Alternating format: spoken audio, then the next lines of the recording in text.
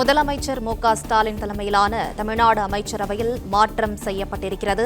செந்தில் பாலாஜி வசம் இருந்த மின்சாரத்துறை அமைச்சர் சிவசங்கருக்கு கூடுதலாக வழங்கப்பட்டிருக்கிறது. மேலும் பொன்முடி வசம் இருந்த வனத்துறை அமைச்சர் ராஜகண்ணப்பனுக்கு கூடுதலாக வழங்கப்பட்டிருக்கிறது. செந்தில் பாலாஜி வசம் இருந்த மதுவிலக்கு மற்றும் ஆயத்தீர்வைத்துறை அமைச்சர் முத்துசாமிக்கு கூடுதலாக வழங்கப்பட்டிருக்கிறது. அமைச்சர்களின் செந்தில் பாலாஜி மற்றும் பொன்முடியின் ராஜினாமாவை ஆளுநர் ஆர்.என். ரவி ஏற்றிருக்கிறார். மேலும் தமிழக அமைச்சரவையில் மனோ தங்கராஜ் மீண்டும் இடம்பெற்றிருக்கிறார். முதலமைச்சர் மு.க.ஸ்டாலின் தலைமையிலான தமிழ்நாடு அமைச்சரவையில் மாற்றம் செய்யப்பட்டிருக்கிறது. தமிழக அமைச்சரவையில் மீண்டும் மனோ தங்கராஜ் இடம்பெற்றிருக்கிறார். நாளை மாலை 6 மணிக்கு ஆளுநர் மாளிகையில் பதவியேற்பு விழா நடைபெறும் என்றும் தெரிவிக்கப்பட்டிருக்கிறது. கூடுதல் விவரங்களை செய்தியாளர் ராஜகுமரன் வழங்க கேட்கலாம். ராஜகுமரன், வணக்கம். மேலும் விவரங்களை சொல்லுங்க. தமிழக அமைச்சரவை மீண்டும் ஒரு முறை மாற்றி அமைக்கப்பட்டிருக்கின்றது. அமைச்சரவையிலே 2 முக்கியமான அமைச்சர்கள் விடுவிக்கப்பட்டிருக்கின்றார்கள். அவர்களுடைய ராஜினாமா கடிதம் ஏற்கப்பட்டதாக இந்த அறிவிப்பில் வெளியிடப்பட்டிருந்தாலும் அவர்கள் விடுவிக்கப்பட்டிருக்கின்றார்கள் என்ற அடிப்படையில் தான் எடுத்துக்கொள்ள முடியும். ஏனென்றால் செந்தில் பாலாஜி அவர்களை பொறுத்தவரை உச்ச நீதிமன்றம் கடுமையான கண்டனங்களை தெரிவித்திருந்தது அவர் அமைச்சராக தொடர்வதற்கு. அதே போன்று பொன்முடி அவர்களை பொறுத்தவரை தொடர்ந்து கடந்த ஒரு 4 ஆண்டுகளாகவே அவ்வப்பொழுது ஒரு சீரான இடைவெளியில் சர்ச்சைகளில் சிக்கிக்கொண்டே இருந்தால் கடைசியில் பட்டை நாமம் என்று பேசி தற்பொழுது அதன் காரணமாகவே தன்னுடைய கட்சி பதவியையும் இழந்து, அதாவது திமுகவில் துணை பொதுச் செயலாளர் என்ற வலிமையான பதவியையும் இழந்து அமைச்சரவையில் இருந்தும் விடுவிக்கப்படக்கூடிய ஒரு சூழ்நிலையை பொன்முடி எதிர்கொண்டிருக்கின்றார்.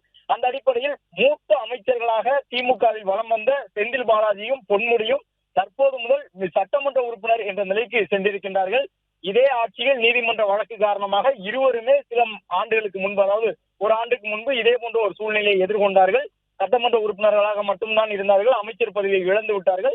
அதன் பிறகு நீதிமன்றங்கள் அவர்களுக்கு அந்த ஜாமீன் வழங்கியதன் அடிப்படையில் அமைச்சர்களானார்கள். தற்பொழுது மீண்டும் ஒரு முறை தங்களுடைய அமைச்சர் பதவியை செந்தில் பாலாஜியும் பொன்முடியும் இழந்திருக்கின்றார்கள். அதே நேரம் கன்னியாகுமரி தொகுதியினுடைய மனோ தங்கராஜ் அவர்கள் மீண்டும் அமைச்சரவைக்குள் அடியெடுத்து வைக்கின்றார். அவர் மீது மீண்டும் ஒரு முறை அவருக்கான நம்பிக்கையோடு வாய்ப்பை முதலமைச்சர் கொடுத்திருக்கின்றார். மனோ தங்கராஜை மீண்டும் அமைச்சரவைக்குள் ஈர்த்துக் கொள்வதற்கான ஒரு பரிந்துரையை ஆளுநர் வசம் முதலமைச்சர் கொடுத்திருக்கின்றார். அந்த பரிந்துரை ஏற்கப்பட்டிருக்கின்றது. அதே நேரம் சிவசங்கரை பொறுத்தவரை இந்த ஆட்சியில் கடந்த சில ஆண்டுகளாக 4 ஆண்டுகளாக அமைச்சராக இருந்து வந்த பொழுதும் சட்டப்பேரவையில் இருக்கக்கூடிய விவாதங்கள் உள்ளிட்டவற்றுக்கெல்லாம் முதலமைச்சர் சிவசங்கருக்கு கடந்த சில ஆண்டுகளாகவே முன்னுரிமை கொடுத்து வந்தார். எனவே சிவசங்கரை பொறுத்தவரை முதலமைச்சருடைய அந்த நற்பெயர் கொண்ட குட்புக்கில் இடம்பெற்றிருக்கின்றார் என்று சொல்லப்பட்டது. அதற்கு ஏற்ப மின்சாரத்துறை என்ற மிக முக்கியமான துறையை சிவசங்கர் வசம் கூடுதல் பொறுப்பாக முதலமைச்சர் வழங்குவதற்கு முன் வந்திருக்கின்றார். ஆளுநரும் ஒப்புதல் வழங்கியிருக்கின்றார். அந்த போக்குவரத்து துறையின் அமைச்சராக இருக்கக்கூடிய சிவசங்கர் தற்பொழுது கூடுதல் துறையாக மின்சாரத்துறையும் பெற்றிருக்கின்றார். இதன் மூலமாக அவருக்கான அந்த முக்கியத்துவம் அமைச்சரவையிலே உயர்ந்திருக்கின்றது. அரியலூர், பெரம்பலூர் மாவட்டத்தினுடைய ஒரு பிரதிநிதியாக பார்க்கப்படக்கூடிய சிவசங்கருக்கு அந்த முக்கியத்துவம் உயர்ந்திருக்கின்றது. அதே போன்று மூத்த அமைச்சர் ஈரோடு முத்துசாமி என்று அறியப்படக்கூடிய முத்துசாமி அவர்களுடைய வசம் மீண்டும் ஒரு முறை அந்த ஆயத்தீர்வைத்துறை, மதுவிலக்குத்துறை உள்ளிட்டவை எல்லாம் சென்றிருக்கின்றன. ஏற்கனவே செந்தில் பாலாஜி இந்த ஆட்சியிலே நீதிமன்ற வழக்கு காரணமாக சிறைக்கு சென்றதன் காரணமாக மூத்த அமைச்சரான முத்துசாமி வசம் தான் மதுவிலக்கு மற்றும் ஆயத்தீர்வைத்துறை ஒதுக்கப்பட்டது. அந்த துறை மீண்டும் அவர் வசம் கூடுதல் பொறுப்பாக வழங்கப்பட்டிருக்கின்றது. அதே நேரம் ராஜகண்ணப்பனை பொறுத்தவரை பால்வளத்துறை அமைச்சராக இருக்கின்றார். அவரிடம் பொன்முடி வசம் இருந்த வனம் மற்றும் காதி என்ற 2 முக்கிய துறைகளும் அமைச்சர் ராஜகண்ணப்பன் வசம் கூடுதல் பொறுப்புகளாக ஒப்படைக்கப்பட்டிருக்கின்றன. பத்மநாபபுரம் தொகுதியினுடைய சட்டமன்ற உறுப்பினராக இருக்கக்கூடிய மனோ தங்கராஜ் அமைச்சரவையில் இருந்து கடந்த முறை விடுவிக்கப்பட்டிருந்தால் மீண்டும் அவரை அமைச்சரவைக்கு உள்ளாக ஈர்த்துக் கொள்வதற்கு முதலமைச்சர் முன் வந்திருக்கின்றார். ஆளுநரும் ஒப்புதல் வழங்கியிருக்கின்றார். அவருக்கான துறை என்ன என்பதும் தெரிய வரும். மனோ தங்கராஜ் மீண்டும் அமைச்சராகின்றார். நாளை திங்கட்கிழமை மாலை 6 மணி அளவில் ஆளுநர் மாளிகையில் பாரதியார் அரங்கில் இந்த பதவியேற்பு விழா நடைபெற இருக்கின்றது. 2 பேர் முக்கியமாக பொன்முடி அவர்களும் செந்தில் பாலாஜி அவர்களும் அமைச்சரவையிலிருந்து விடுவிக்கப்பட்டிருக்கின்றார்கள் என்பதுதான் இதில் மிக முக்கியமான செய்தி. அதே போன்று மனோ தங்கராஜை மீண்டும் ஒரு முறை அமைச்சரவைக்கு உள்ளாக முதலமைச்சர் கொண்டு வந்திருக்கின்றார். ஏற்கனவே ஆவடி நாசரும் இதே போன்று இந்த ஆட்சி காலத்தில் அமைச்சரவையிலிருந்து நீக்கப்பட்டார். அதன் பிறகு ஒரு குறிப்பிட்ட காலம் அவருடைய பணிகளை பார்த்த பிறகு மீண்டும் அவருக்கு ஒரு மறுவாய்ப்பினை முதலமைச்சர் வழங்கியிருந்தார். அதே போன்று தற்பொழுது மனோ தங்கராஜுக்கு ஒரு வாய்ப்பினை வழங்கியிருக்கின்றார். ஏனென்றால் கன்னியாகுமரி அந்த பகுதியில் இருக்கக்கூடிய கன்னியாகுமரி மாவட்டத்திலே மனோ தங்கராஜ் மிக முக்கியமான ஒருவராக இருந்தார். ஐடி துறையினுடைய அமைச்சராக இருந்தார். கன்னியாகுமரி மாவட்டத்திற்கே பிரதிநிதித்துவம் இல்லாதது போன்ற ஒரு சூழல் ஏற்பட்டது. இந்த நிலையில்தான் ஒரு ஆண்டின் சட்டமன்ற தேர்தலை எதிர்கொள்ள இருக்கின்றார்கள். அந்த அடிப்படையில் மனோ தங்கராஜ் அவர்கள் மீண்டும் அமைச்சரவைக்கு உள்ளாக ஈர்க்கப்பட்டிருக்கின்றார். சிவசங்கரை பொறுத்தவரை சிவசங்கருக்கு கூடுதலாக அந்த போக்குவரத்து துறை அமைச்சரிலிருந்து மின்சாரத்துறை அமைச்சராக கூடுதல் பொறுப்பு வழங்கப்பட்டிருக்கின்றது. அதே போன்று மூத்த அமைச்சர் முத்துசாமி வசம் கூடுதலாக இந்த பொறுப்பு வழங்கப்பட்டிருக்கின்றது. மதுவிலக்கு மற்றும் ஆயத்தீர்வைத்துறை அமைச்சர் முத்துசாமி வசம் கூடுதலாக ஒப்படைக்கப்பட்டிருக்கின்றது. அமைச்சர் ராஜ கண்ணப்பன் வசம் கூடுதலாக வனம் மற்றும் காதித்துறை ஒப்படைக்கப்பட்டிருக்கின்றது. இனிமேல் அமைச்சர் சிவசங்கரை பொறுத்தவரை போக்குவரத்து துறை மற்றும் மின்சாரத்துறை அமைச்சர் என்று அமைச்சரவையிலே அறியப்படுவார். அதே போன்று முத்துசாமி அவர்களை பொறுத்தவரை வீட்டு வசதி மற்றும் மதுவிலக்கு ஆயத்தீர்வைத்துறை அமைச்சராக அறியப்படுவார். ராஜகண்ணப்பனை பொறுத்தவரை வனம் மற்றும் காதித்துறை அமைச்சராக இனிமேல் அறியப்படுவார் என்ற தகவலையும் தெரிவித்திருக்கின்றார்கள். அதே போன்று மனோ தங்கராஜ் அவர்களுக்கான துறை என்ன என்பது நாளை தெரியக்கூடும். அதற்கு முன்பாகவே இன்னும் சற்று நேரத்தில் அதற்கான தகவலும் கிடைத்துவிடும். மற்றபடி நாளை 6 மணி அளவில் ஆளுநர் மாளிகையினுடைய பாரதியார் அரங்கிலே இந்த பதவியேற்பு விழா நடைபெற இருக்கின்றது. சட்டமன்ற தேர்தலுக்கு இன்னும் ஓராண்டு காலம்தான் இருக்கின்றது. திமுக பெரிய அளவில் தயாராகி வருகின்றது. இந்த நிலையில் செந்தில் பாலாஜி மேற்கு மாவட்டத்தினுடைய திமுகவின் மிக முக்கிய நபராக இருந்தார். கிட்டத்தட்ட மேற்கு மண்டலத்துக்கான ஒட்டுமொத்த தேர்தல் பணியும் செந்தில் பாலாஜி மீதுதான் இருந்தது. ஆனால் அவருக்கு அமலாக்கத்துறை வழங்கியிருந்த அந்த நீதிமன்றம் வழங்கியிருந்த ஜாமீனை எதிர்த்து அமலாக்கத்துறை கடுமையான வாதத்தை முன்வைத்திருந்தது. கடந்த 4 நாட்களுக்கு முன்பாக அடுக்கடுக்காக உச்சநீதிமன்றம் செந்தில் பாலாஜியை நோக்கி கேள்வி எழுப்பியிருந்தது. ஒன்று, நீங்கள் விரும்பக்கூடிய அமைச்சர் பதவியில் தொடரலாம், அல்லது நாங்கள் உங்கள் ஜாமீனை ரத்து செய்துவிட்டு உங்களை சிறைக்கு உள்ளே மீண்டும் கொண்டு வந்து விடுவோம் என்பதாக ஒரு கண்டனத்தை உச்சநீதிமன்றம் பதிவு செய்திருந்தது. நன்னடத்தை அடிப்படையில் அவருக்கு ஜாமீன் வழங்கவில்லை. நீண்ட காலம் சிறையில் இருந்தார் என்ற அடிப்படையில் ஜாமீன் வழங்கினோம். ஆனால் ஜாமீன் வாங்கி கொண்டு சென்றவுடன் 2 நாளிலே நீங்கள் அமைச்சராகிவிட்டீர்கள். அமைச்சராகிவிட்டு தற்பொழுது அந்த வழக்கிலே சாட்சிகளை கலைத்துக் கொண்டிருக்கின்றீர்கள். எனவே மீண்டும் நீங்கள் தொடர்ந்து இவ்வாறு செய்து கொண்டிருந்தால் ஜாமீனை ரத்து செய்து சிறைக்கு உள்ளே அனுப்ப வேண்டிய சூழ்நிலை ஏற்படும் என்பதாக உச்சநீதிமன்றம் எச்சரித்திருந்தது. அதை தொடர்ந்துதான் நாளைய தினம்தான் இறுதி கெடு. செந்தில் பாலாஜி அவர்கள் அமைச்சர் பதவியை ராஜினாமா செய்வதற்கான இறுதி கெடுவை நாளைய தினத்திற்கு வழங்கியிருந்தது உச்சநீதிமன்றம். இந்த நிலையில் தான் மீண்டும் ஒரு முறை அமைச்சர் பதவியிலிருந்து வெளியேறக்கூடிய ஒரு சூழ்நிலை செந்தில் பாலாஜி அவர்களுக்கு ஏற்பட்டிருக்கின்றது. செந்தில் பாலாஜி அமைச்சரவையிலிருந்து வெளியேறி செல்கின்றார். அதே போன்று பொன்முடி அவர்களை பொறுத்தவரை இந்த ஆட்சியில் அவர் பேசிய பல்வேறு கருத்துகள் தொடர்ந்து சர்ச்சையாகி வந்தன. அதிலும் குறிப்பாக பெண்களுக்கான அந்த மகளிர் பேருந்து தொடர்பாக அவர் கூறியிருந்த ஒரு கருத்து மிகப்பெரிய சர்ச்சையை ஏற்படுத்தியிருந்தது. பொதுக்குழு நடந்த பொழுது முதலமைச்சர் அவர்களே பொன்முடி அவர்களைத்தான் மறைமுகமாக குறிப்பிட்டு ஒரு சில மூத்த அமைச்சர்கள் பேசக்கூடிய செய்திகள் எனக்கு மிகப்பெரிய மன தாங்கலாக இருக்கின்றன. அவர்கள் சரியாக பேசுவதில்லை. ஒவ்வொரு நாளும் நாளேட்டை எடுத்து பார்க்கும் பொழுதே இன்றைக்கு எந்த அமைச்சர் மூத்த அமைச்சர் எங்கே என்ன பேசி வைத்திருக்கின்றார் என்ற பதற்றத்தோடு தான் நான் நாளிதழை எடுத்து பார்க்கின்றேன் என்று பொன்முடி அந்த மகளிர் பேருந்து தொடர்பாக கூறியிருந்த கருத்தை தொடர்ந்து நடைபெற்ற பொதுக்குழு கூட்டத்திலே முதலமைச்சரே பகிரங்கமாக கூறியிருந்தார்.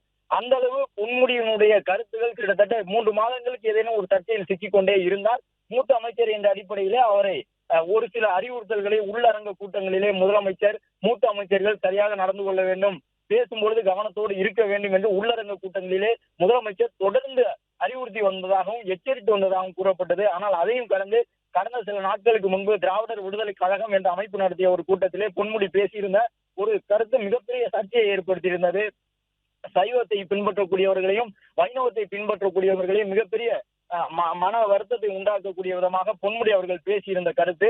அதன் தொடர்ச்சியாக துணை பொதுச் செயலாளர், திமுகவிலே மிக மிக மிக வலிமையான ஒரு பொறுப்பு துணை பொதுச் செயலாளர் பொறுப்பு, அந்த பொறுப்பிலிருந்து பொன்முடி விடுவிக்கப்பட்டார். அப்பொழுதே கேள்வி எழுப்பப்பட்டது, அமைச்சரவையிலிருந்து விடுவிக்காமல் நீங்கள் கட்சி பொறுப்பில் இருந்து மட்டும் விடுவிக்கின்றீர்கள் என்று கனிமொழி உள்ளிட்டவர்களிடம் கேட்கப்பட்டது. ஒரு தவறுக்கு ஒரு முறைதான் தண்டனை கொடுக்க முடியும், நாங்கள் கட்சி பதவியை விட்டு நீக்கிவிட்டோம், இந்த தண்டனை போதுமானது, ஒரு தவறுக்கு 2 தண்டனை கொடுக்க நாங்கள் விரும்பவில்லை என்று கனிமொழி அவர்கள் எல்லாம் கூறியிருந்தார். ஆனால் தற்பொழுது 2 தண்டனையை திமுக பொன்முடி அவர்களுக்கு வழங்கிவிட்டது. கட்சி பதவியையும் அவரிடமிருந்து பறித்துக் கொண்டிருக்கின்றனர். அதே போன்று அமைச்சர் பொறுப்பிலிருந்தும் அவர் விடுவிக்கப்பட்டிருக்கின்றார். எனவே பொன்முடி சட்டமன்ற உறுப்பினர் என்ற அளவில் தான் தற்போது இருக்கின்றார்.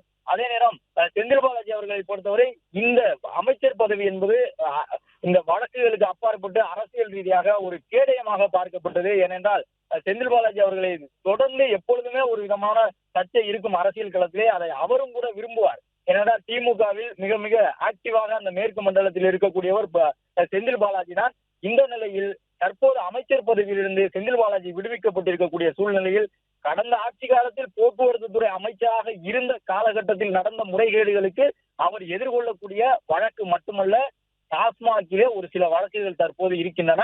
அந்த வழக்குகளும் செந்தில் பாலாஜி அவர்களுக்கு ஒரு சவாலாக மாறிவிடும் என்றுதான் சட்ட நிபுணர்களும் அரசியலாளர்களும் கருத்து தெரிவிக்கின்றார்கள். ஏனென்றால் அவர் அமைச்சர் பதவியில் இருக்கும் பொழுது அது ஒரு வகையில் ஒரு கவசமாக பாதுகாப்பாக இருக்கும் வழக்கை எதிர்கொள்ளக்கூடிய சூழ்நிலையிலே. ஆனால் தற்போது இருக்கக்கூடிய நிலையில் அவர் ஒரு சட்டமன்ற உறுப்பினர் தான் என்பதன் காரணமாக செந்தில் பாலாஜி அவர்களை பொறுத்தவரை அவர் அந்த டாஸ்மாக் வழக்கையும் சற்று சவால் நிறைந்ததாகவே அந்த சட்டமன்ற தேர்தலுக்கு முன்பாக எதிர்கொள்ள வேண்டியிருக்கும் என்று சொல்லுகின்றார்கள். எனவே நாளைய தினம் உச்சநீதிமன்றத்திலே செந்தில் பாலாஜி தரப்பில் தாக்கல் செய்ய போகின்ற அந்த பதில் மனு என்ன மாதிரி இருக்கும், அடுத்தடுத்து டாஸ்மாக் வழக்கு தமிழக அரசியல் களத்திலே நீதிமன்றத்திலே எப்படியெல்லாம் எதிரொலிக்க போகின்றது என்பது ஒரு மிகப்பெரிய எதிர்பார்ப்பை ஏற்படுத்தி இருக்கின்றது. அதே நேரம் பொன்முடி அவர்களும் விடுவிக்கப்பட்டிருக்கின்றார், செந்தில் பாலாஜி அவர்களும் விடுவிக்கப்பட்டிருக்கின்றார். இந்த அறிக்கையை படி பார்த்தோம் என்றால் அவர்கள் தங்களுடைய ராஜினாமா கடிதத்தை வழங்கினார்கள். முதலமைச்சர் வாயிலாக அது ஆளுநருக்கு தெரியப்படுது. அந்த ராஜினாமா ஏற்றுக்கொள்ளப்பட்டது என்று பார்க்க முடியும். ஆனால் பொன்முடி அவர்களை பொறுத்தவரை அவர் விரும்பி அந்த ராஜினாமா வழங்கி இருப்பாரா என்பது தமிழக அரசியல் களத்தை நோக்கக்கூடிய அனைவருக்குமே தெரிந்திருக்கும். செந்தில் பாலாஜி அவர்களையும் பொறுத்தவரை அவர் அமைச்சராக இருப்பதற்கே விரும்பினார். ஆனால் உச்ச நீதிமன்றம் கடந்த 3 நாட்களுக்கு முன்பு கடுமையான விமர்சனங்களை முன்வைத்திருந்தது. ஏனென்றால் இந்த வழக்கு போக்குவரத்து துறை முறைகேடு வழக்கு உச்ச நீதிமன்றத்தில் விசாரணைக்கு வந்தபொழுது பொன்முடி தரப்பில் அமைச்சர் செந்தில் பாலாஜி அவர்கள் அமைச்சராக இருந்த தருணத்தில் செந்தில் பாலாஜி தரப்பில் ஆஜராகாமலேயே இருந்தார்கள். 1-2 முறை நீதிமன்றம் அறிவுறுத்தி இருந்தது வழக்கில் நீங்கள் ஆஜராக வேண்டும் என்று. ஆனால் அவர் தரப்பில் முறையாக ஆஜராகவில்லை. தனியாக ஒரு நோட்டீஸ் வழங்கினால்தான் நாங்கள் எங்கள் தரப்பு வாதத்தையே முன்வைப்போம் என்று செந்தில் பாலாஜி தரப்பு மூத்த வழக்கறிஞர்கள் கபில் சிபல், முகில் ரோத்தகி என்று 2 பேருமே மிக மிக மூத்த வழக்கறிஞர்கள், தேசிய அளவில் பெயர் பெற்ற வழக்கறிஞர்கள் முகில் ரோத்தகி மற்றும் கபில் சிபல் அவர்கள் தான் செந்தில் பாலாஜிக்காக வழக்கில் ஆஜரானார்கள். ஆனால் அப்படி இருந்தும் கூட உச்ச நீதிமன்றம் சிறப்பு நீதிமன்றத்திலே விசாரிக்கப்படக்கூடிய ஒரு வழக்கில் கூட நோட்டீஸ் கொடுத்தால்தான் நாங்கள் ஆஜராகிய வாதங்களை முன்வைப்போம் என்று சொல்லுகின்றீர்கள். உங்களுக்கு ஜாமீன் வழங்கி நாங்கள் பெரிய தவறை செய்துவிட்டோம், ஜாமீன் கொடுத்தது தவறு, நீங்கள் ஏதோ நன்னடத்தை விதி அடிப்படையில் ஜாமீன் பெற்றதை போன்று செந்தில் பாலாஜி நடந்து கொள்கிறார், நன்னடத்தை அடிப்படையில் எல்லாம் அவருக்கு நாங்கள் ஜாமீன் கொடுக்கவில்லை, நீண்ட காலம் சிறையில் இருந்து விட்டார், எனவே ஒரு அடிப்படை உரிமை என்ற அடிப்படையிலே ஜாமீனை கொடுத்தோம். ஆனால் ஜாமீனை வாங்கி கொண்டு சென்று 2 நாட்களிலே நீங்கள் ஜாமீன் விதிகளுக்கு முரணாக அமைச்சராகிவிட்டீர்கள்.